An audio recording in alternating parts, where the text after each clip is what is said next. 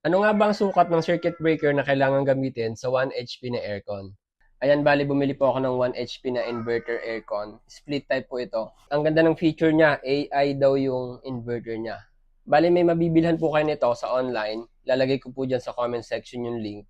Nasa 16,000 to 17,000 lang po ang presyo nito sa online shop. Pero ito po ay nabili namin ng asawa ko dyan sa local shop lang. Bali 22,000 po ito. Kaya napabili kami doon ay free installation na daw. Sa 17,000 kasi kung maghahanap ka pa na mag-i-install, magbabayad ka pa ng 8,000. Ito na lang sa may mag-i-install na. Pero yung electrical ay ako yung gagawa. Bale, ang laki po nito.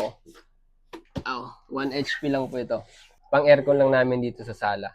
Bale, sa pag-i-install nito, ito yung gagamitin kong wire.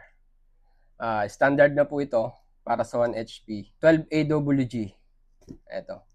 At ang ampacity po nito ay 30 amps. So ang tanong, ano nga bang circuit breaker ang kailangan gamitin? Ang 1 HP po na aircon ay 746 watts. So ang aircon kasi ay may motor ang compressor. Yung 746 watts na yan, dahil may motor ang compressor, pwede yan pumalo ng 3 to 5 times yung starting wattage niya. So try natin i-apply yung 746 times 5 is 3,730. I-divide mo yan sa 220 volts, 16.95. Apply tayo ng safety margin para sa continuous load niya.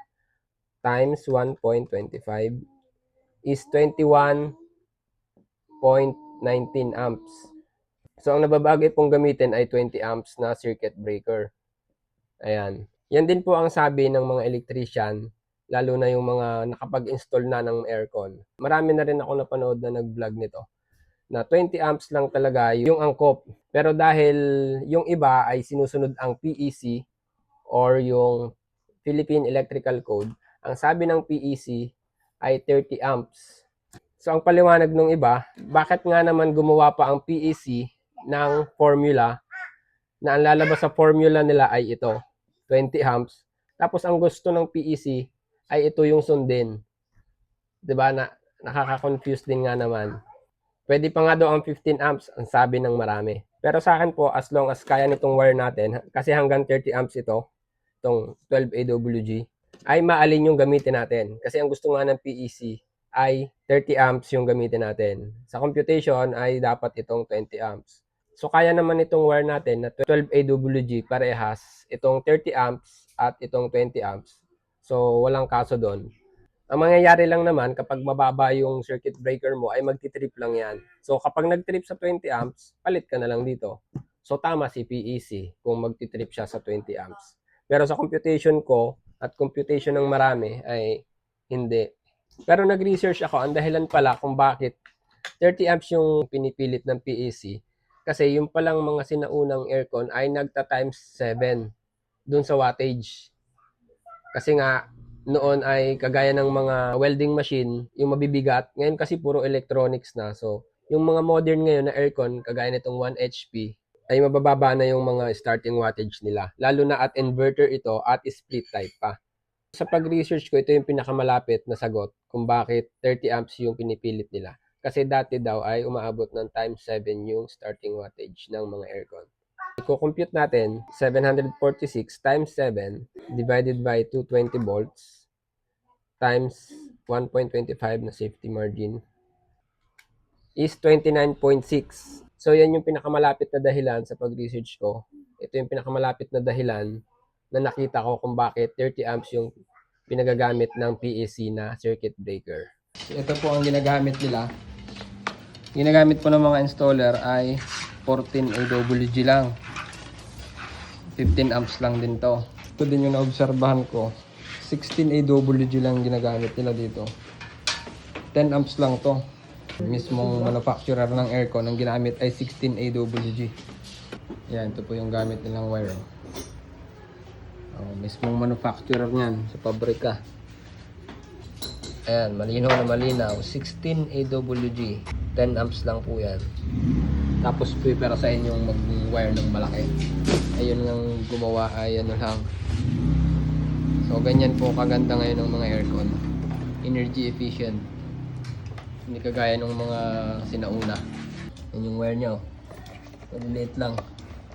Oh. Ayan yung mga wire, oh. Hindi yan 14 AWD. 16. Yan, sobrang liliit. Pero huwag kayong matakot dito. Dahil may fuse yan dyan sa loob. Hindi ko lang alam kung meron nga. Meron ba talaga? Outdoor board po meron. Oh, meron daw, sabi ni Kuya. May fuse yan. Kahit manipis ang wire nito.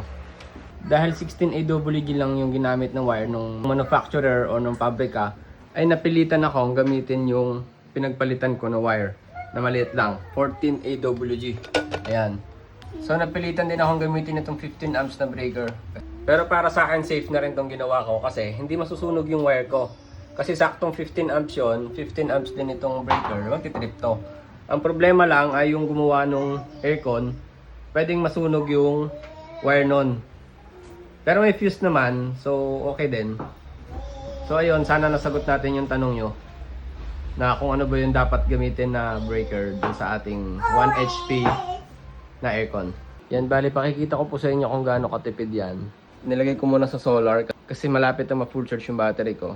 So yun po yung galing dun sa Meco. Ayan, sa breaker. Yan. Ito naman yung galing sa solar. Iniabang ko lang muna. Pero gagawin ko rin ganun yan. So bakit ko nasabing matipid? Yan ngayon yung nakaload dun sa inverter. Aircon na 1 HP. Inverter. Tapos ceiling fan na may ilaw. Ilaw. Ilaw ulit. Tapos exhaust fan. Saka pala yung isang ref. Tapos yung mga CCTV, mga wifi. Ayan. Bali 899. Yan, 900 watts. Lahat na po yan. Yan yung tumatakbo ngayon. Kasama yung 1 HP na inverter na aircon. So, ganun katipid yung aircon na yun.